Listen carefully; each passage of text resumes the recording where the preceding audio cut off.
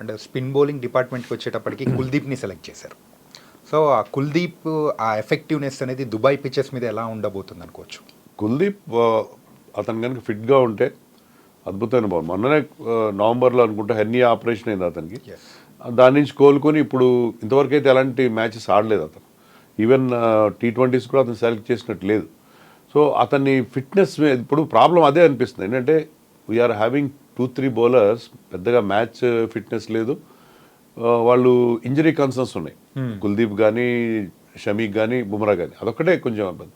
కుల్దీప్ ఇటీవల కాలంలో అద్భుతంగా బౌలింగ్ చేస్తున్నాడు. సో అతను మనకి వికెట్ టేకింగ్ బౌలర్. మీరు జడేజా తీసుకోండి, అక్షర్ తీసుకోండి, వాషింగ్టన్ తీసుకోండి, వాళ్ళు రెస్ట్రిక్టివ్ టైప్. ముగ్గురు కూడా ఫింగర్ స్పిన్నర్స్. వాళ్ళు రన్స్ రెస్ట్రిక్ట్ చేస్తారు, టైట్ బౌలింగ్ చేస్తారు, కానీ వికెట్స్ ఎక్కువగా తీయరు. వన్డేల్లో మనకి మెయిన్ థింగ్ ఏంటంటే వికెట్లు తీయాలి. మిడిల్ ఓవర్స్లో స్పిన్నర్స్ వికెట్లు తీయాలి. దానికి రిస్ట్ స్పిన్నర్స్ అందరు చాలా important. Kuldeep is wrist spinner, left arm wrist spinner. అతను ఉండడం వల్ల ఆ వికెట్ టేకింగ్ బౌలర్గా మనకు అతనితో పాటు నన్ను అడిగితే వరుణ్ చక్రవర్తిని కూడా, జడేజా ప్లేస్లో వరుణ్ చక్రవర్తిని తీసుకెళ్ళింటే బాగుండేది. వరుణ్ చక్రవర్తి కూడా మీ వికెట్స్ ఇస్తాడు. మీ మిడిల్ ఓవర్స్లో వికెట్స్ తీయాలి. మనం లాస్ట్ టైం ఛాంపియన్స్ ట్రోఫీ ఎప్పుడు జరిగింది? 2017లో జరిగింది.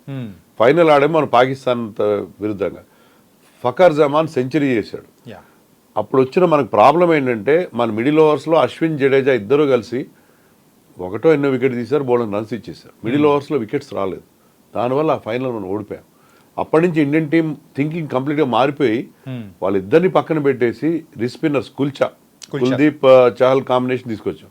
సో ఆ ఫైనల్ ఓడిపోయిన తర్వాత, చివరి ఛాంపియన్స్ ట్రోఫీ ఫైనల్ ఓడిపోయిన తర్వాత మనం ఫింగర్ స్పిన్నర్స్ని కంప్లీట్గా పక్కన పెట్టేసి రిస్ట్ స్పిన్నర్స్ని మనం తీసుకొచ్చాం పిక్చర్లో.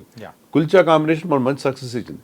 తర్వాత మళ్ళీ ఫర్ వేరియస్ రీజన్స్ అశ్విన్ కానీ, జడేజా కానీ మళ్ళీ ఇండియన్ టీంలోకి వచ్చారు వైట్ బాల్ క్రికెట్లో కూడా. బట్ ఎప్పుడైనా మీకు ఈ ఫార్మాట్లో మిడిల్ ఓవర్స్లో స్పిన్నర్స్ వికెట్స్ తీయాలి. సో అదొక్కటే, వికెట్ టేకింగ్ బౌలర్ ఒక్కడే ఉన్నాడు మనకనే సమస్య అదొక్కటి కూడా నాకు అనిపిస్తుంది.